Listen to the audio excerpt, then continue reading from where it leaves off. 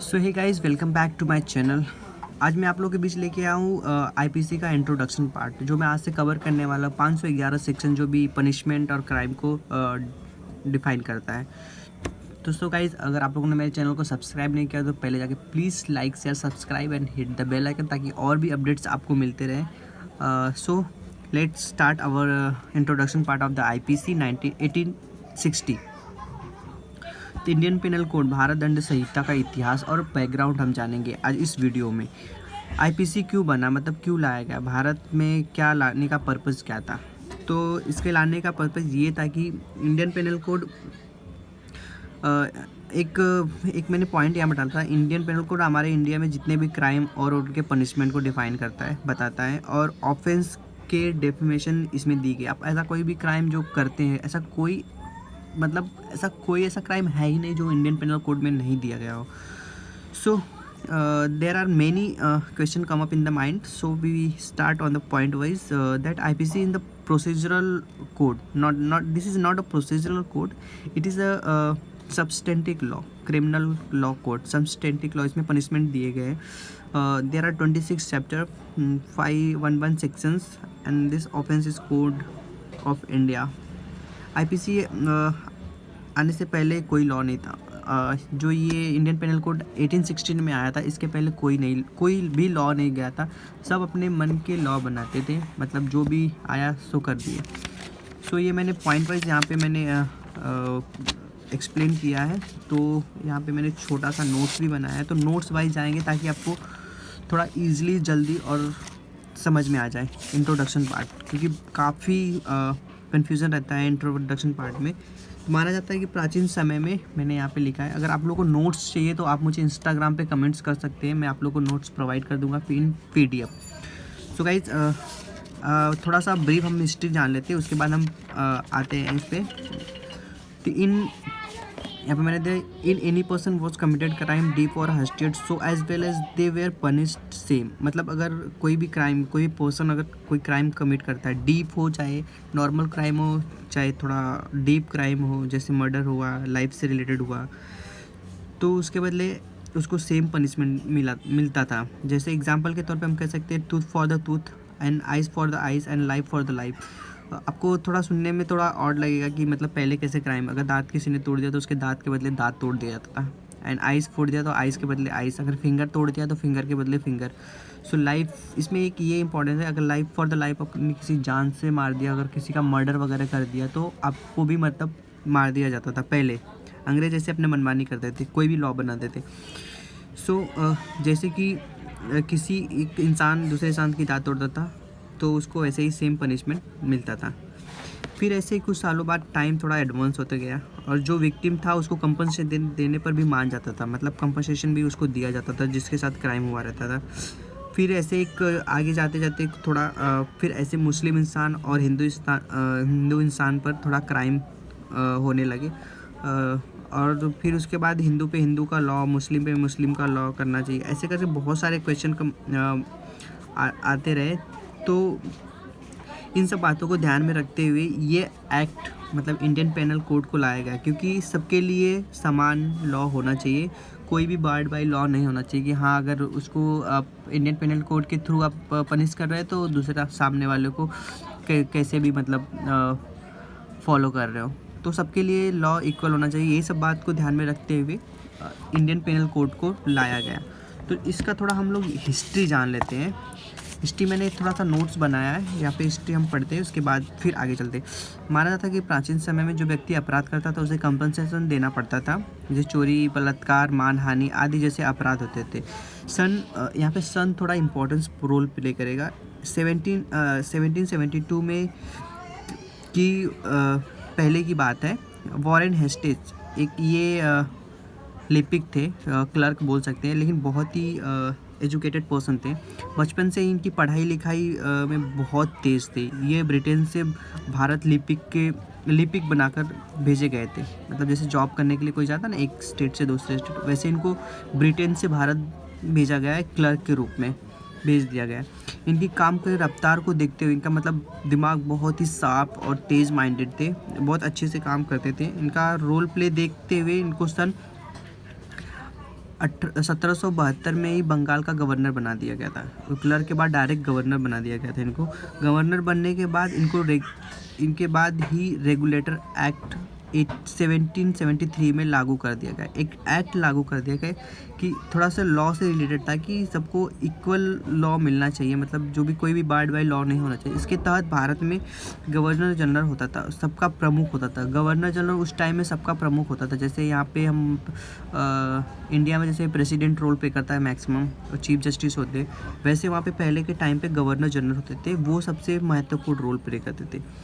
इसके बाद इन्होंने सुप्रीम कोर्ट की स्थापना भी की थी। वॉरेन हेस्टेड 1774 में सुप्रीम कोर्ट की स्थापना की, लॉ के रिलेटेड, मतलब सबको लॉ इक्वल होना चाहिए, कोई वाइड बाय लॉ नहीं होना चाहिए, स्थापना की। और सुप्रीम कोर्ट के जज ब्रिटेन से लाए गए थे, कोई भी इंडिया का जज नहीं था, सब ब्रिटेन से मंगाए गए थे जज। और उनको जूरी भी कहा जाता था, जो भी थोड़े एजुकेटेड जूरी की सहायता से डिफाइन करते थे। इनका उद्देश्य न्यायिक प्रक्रिया को सुधार में लाना था। तो जो भी जज ब्रिटेन से मंगाए गए थे, इनको न्याय के लिए मतलब मंगाया जाता, जो भी मतलब पहले के जो अंग्रेज पहले लॉ करते थे, मतलब अपनी मनमानी करते थे, उनको सुधार करने के लिए, रेक्टिफाई करने के लिए जज ब्रिटेन से मंगाए गए थे सुप्रीम कोर्ट में। तो वॉरेन हेस्टेज की न्यायिक व्यवस्था के अंतर्गत प्रत्येक जिले में एक फौजदारी मतलब क्रिमिनल कोर्ट की स्थापना की गई। मतलब प्रत्येक जिले और जितने भी डिस्ट्रिक्ट है, सब में एक फौजदारी क्रिमिनल कोर्ट बनाए गए उस टाइम पे। उसके बाद वॉरेन हेस्टेज के लागू की गई कानून व्यवस्था के दो प्रमुख पहलू थे। इनके जो व्यवस्था रेगुलेटरी एक्ट जो भी लाया गया था, इनके दो पहलू थे। पहला था कि भारत के प्रति अंग्रेजी दंड विधि लागू न करके उनके मामलों को व्यक्तित्व विधि से निपटाया जा सके। मतलब जो भी अंग्रेज की रूल्स और रेगुलेशन नियम वगैरह थे, उनको एक्सेप्ट नहीं करना चाहिए। कुछ मामले ऐसे थे जो व्यक्तित्व विधि से द्वारा, मतलब जो थोड़ा सिंपल और किसी को कुछ नुकसान ना हो, ऐसे रूल्स रेगुलेशन लाके सारे मामले को निपटाया जा सके। हिंदू पर हिंदू, मुस्लिम पर मुस्लिम विधि लागू करके एक समान विधि लाया जाए। मतलब हिंदू पे हिंदू का, मुस्लिम पे मुस्लिम का, ऐसा कुछ नहीं करना चाहिए। सबके लिए, हिंदू मुस्लिम अगर कोई भी हो, सबके लिए एक ही लॉ होना चाहिए, ना कि अनेक लॉ होना चाहिए। उसके बाद उस समय बहुत सारे कन्फ्यूजन थे, तो वॉरेन हेस्टेज का रोल इसमें बहुत ही बड़ा होता है। अगर यूपीपीसीएस में अगर क्वेश्चन चाहिए हिस्ट्री या बैकग्राउंड का आता है, तो आप वॉरेन हेस्टेज का बैकग्राउंड थोड़ा अगर मेंशन करेंगे तो थोड़ा इफेक्टिव रहेगा एग्जामिनर को, जो चेक करेगा आपका पेपर्स। तो वॉरेन हेस्टेज ने रेगुलेटरी एक्ट की सहायता से क्रिमिनल कोड लागू कर दिया। जब गवर्नर जनरल वॉरेन हेस्टेज को बनाया गया था, तो सुप्रीम कोर्ट बनाया गया था, और सुप्रीम कोर्ट 1774 में स्थापना के अंतर्गत, जब सुप्रीम कोर्ट की स्थापना की गई 1774 में, अब ये डेट भी याद रख लेना, इसके द्वारा सभी प्रकार के मामलों को निपटाने की पूरी कोशिश की गई थी वॉरेन हेस्टेज के द्वारा। रेगुलेटरी एक्ट 1973 वॉरेन हेस्टेज के द्वारा लागू की गई। यह एक्ट दंडीय न्याय व्यवस्था सन 1861 हाईकोर्ट अधिनियम पारित करने होने से, जब तक हाईकोर्ट अधिनियम मतलब हाईकोर्ट एक्ट जब तक पारित नहीं हुआ था, उसके पहले वॉरेन हेस्टेज रेगुलेटरी एक्ट ही लागू थी। Regulatory act is a very important for the Indian judiciary. ये बहुत ही महत्वपूर्ण रोल प्ले करता है रेगुलेटरी एक्ट। तो अभी हम आते हैं सेकेंड पेज पे। यहाँ पे मैंने नोट्स बनाया वॉरेन हेस्टेज। उसके बाद हम आते हैं थोड़ा Indian penal code IPC 1962। The Indian penal code is the official code, criminal code, the regulatory republic of India. It is a complete code intended to cover all aspect of the law. करते हैं थोड़ा सा, regulatory act is very important, ये हो गया। उसके बाद इसके बाद मैंने यहाँ पे ये नोट्स बनाए वॉरेन हेस्टेज का। अगर आप लोगों को नोट्स चाहिए तो यार आप लोग मुझे इंस्टाग्राम पे कमेंट्स कर सकते हो, मैं आप लोगों को नोट्स PDF में प्रोवाइड कर दूंगा। फिर इसके बाद भारत में ब्रिटिश शासित प्रदेश की भिन्नता को समाप्त करने की तथा सभी जगह एक समान दंडिक प्रणाली लागू करने के लिए लॉर्ड मैकाले, इनका भी बहुत ही बड़ा रोल था गाइस। लॉर्ड मैकाले ने सन 1883 में ब्रिटेन के संसद में दंड विधानों का प्रस्ताव प्रस्तुत किया। जो भी ब्रिटेन के संसद थे वहाँ पे उनके सामने अपना इंडिया का जो भी लॉ था, कानून था, एक सबके लिए एक समान लॉ होना चाहिए, वो प्रस्तुत किया। मैकाले, जिनका पूरा नाम वेलिंगटन मैकाले है, और इनका मत ये था, मतलब इनका कहना यह था कि जो नियम विधि सिर्फ हिंदू विधि पर, मुस्लिम विधि पर जो लागू होता था, इससे बहुत ही कन्फ्यूजन होता था।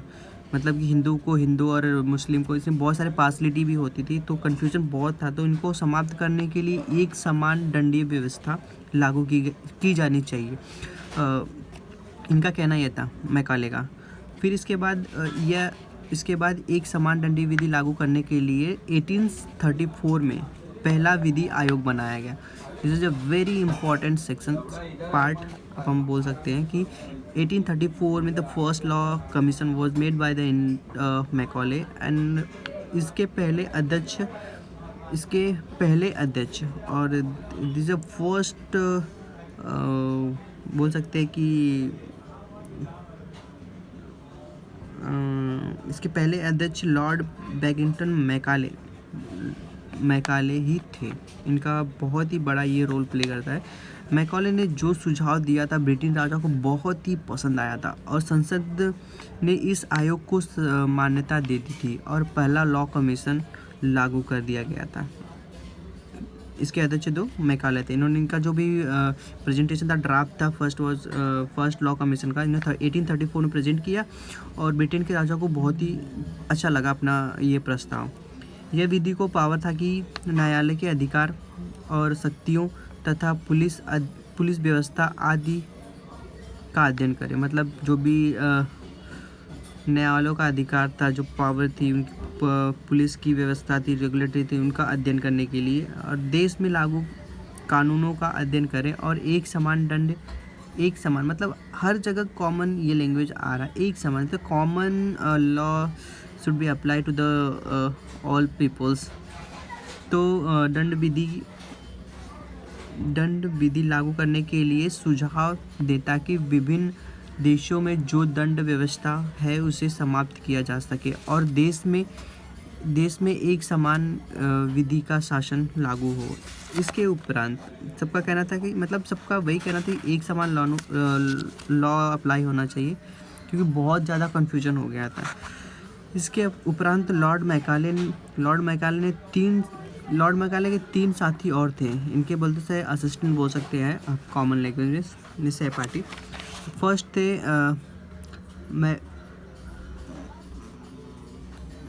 क्या था नाम, फर्स्ट थे 3 साथी थे इनके, मैक्लियोड, ये है मैक्लियोड, दूसरे थे एंडरसन, एंड तीसरे थे मिलेट, और चौथे थे लॉर्ड मैकाले।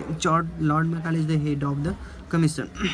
ये 4 लोगों की समिति बनाई गई थी, और इंडियन पेनल कोड जैसे कानून लेकर आया। इन लोगों की बोल सकते हैं कि प्रेजेंटेशन में, इन लोगों की जुरिडिक्शन में इंडियन पेनल कोड को लेकर आया गया। विधि आयोग द्वारा दंड विधि का प्रारूप 14 अक्टूबर 1837 को गवर्नर जनरल को भेज दिया गया था, विभिन्न न्यायाधीशों का सुझाव जानने, जो भी मतलब रेगुलेटरी एक्ट के थ्रू, और जो भी जजेस एंड जूरीज अपॉइंट किए गए थे ब्रिटेन के द्वारा, और जो ब्रिटेन के राजा थे और जो गवर्नर थे, उनकी सहमति के लिए, जजेस की सहमति के लिए अपना ये फर्स्ट प्रस्ताव 14 अक्टूबर 1837 में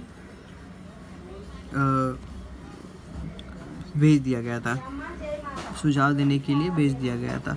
उसके बाद दंड विधि की इस प्रारूप को संशोधित करने के लिए 26 अप्रैल 1845 को दूसरी लॉ कमीशन आयोग बनाई गई। इसके बाद प्रस्ताव जो 1837 में भेजा गया था गवर्नर की सहमति के लिए और सुझाव जानने के लिए, वो काफ़ी देर तक पेंडिंग रहा, कुछ रिजल्ट नहीं आया। तो सेकेंड लॉ कमीशन 26 अप्रैल 1845 को दूसरा विधि आयोग बनाया गया, लॉ कमीशन बनाई गई, क्योंकि पहली विधि आयोग स्वीकार नहीं की गई थी और वो पेंडिंग था, कुछ रिजल्ट नहीं आया पहली इसके प्रस्ताव को दंड विधि को 2 भागों में, जो ये दूसरा लॉ कमीशन था, इसको हम 2 भागों में प्रस्तुत किए थे। फर्स्ट हम प्रेजेंट किए थे 1846 एंड सेकेंड हमने प्रेजेंट किया था 1847 में। 2 पार्ट में हमने इनको डिवाइड करके सुझाव जानने के लिए भेजा गया था गवर्नर जनरल के पास। उसके बाद हम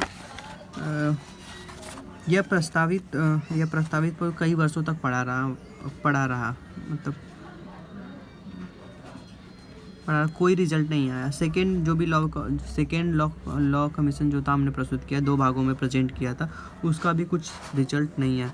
फिर बाद में गवर्नर जनरल के सदस्य बेंथन एंड पीकॉक, इन्होंने मिलकर संशोधित किया। कुछ समय बाद चलते हुए जो थे अपने ये बेंथन और पीकॉक, इन्होंने मिलकर संशोधित किया। इसके बाद 1856 में विधान परिषद में रखा गया। फिर 1856 में ये Indian penal code Vidhan Parishad में रखा गया, जिसे 6 अक्टूबर 1816 में मंजूरी मिल गई। फाइनली जाके 1816 में इसको मंजूरी मिल गई थी बेंथन और पीकॉक के द्वारा। उसके बाद और इनका नाम, हाँ, उसके बाद जब प्रस्तुति मिल गई तो इसका नामकरण होता है ना, एक बोल सकते हैं, उसका नाम रखा गया भारतीय दंड संहिता कर दिया गया था, और ये रख दिया गया था। और ये पूरे भारत में 1 जनवरी, और जब ये एक्ट पास होते हैं तो उसको अप्लाई करने में थोड़ा टाइम जाता है, तो ये 1 जनवरी 1862 से भारत में लागू कर दिया गया। और जम्मू एंड कश्मीर को छोड़ के जब ये लागू किया गया था तो तभी 23 पार्ट थे, यहाँ पर 33rd पार्ट 511 सेक्शन थे। कोड में सभी कार्यों को इलीगल उसका प्रावधान व दंड दिया गया था। कोड में जो भी जितने भी क्राइम होते थे, सबका प्रावधान, सबका डेफिनेशन, सब कुछ इसमें दिया गया था। अभी मैंने कुछ नोट्स बनाए आप लोग के बीच, ये शॉर्ट नोट्स है जिसे मैं प्रिपेयर करता हूँ अपना जुडिशरी एग्ज़ाम के लिए।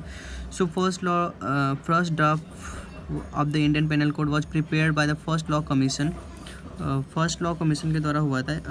उसके बाद Thomas Babington and Macaulay. The draft was based in the simple codification of the law while at the same borrowing element from the Napoleon Code and the Lunace's Code of 1825. The first draft was code presented before the Governor General and the Council in the year of the 1837, which मैंने जो पहले आप लोगों को explain कर दिया।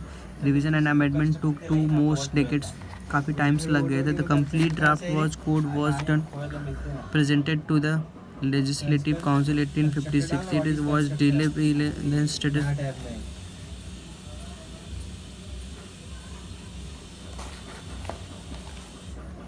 was delays being the place of the study book and the British India due to the Indian revolt of the 1856. उसके बाद हम आते हैं सेकेंड पार्ट में।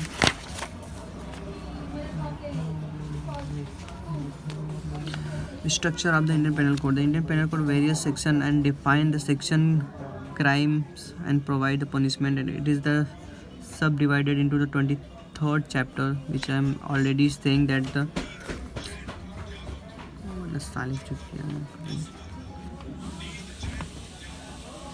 Indian penal code 1860 section 1 to 511, जिसमें से अभी नेक्स्ट वीडियो में आगे का मैं कवर करूँगा जितने भी चैप्टर्स हैं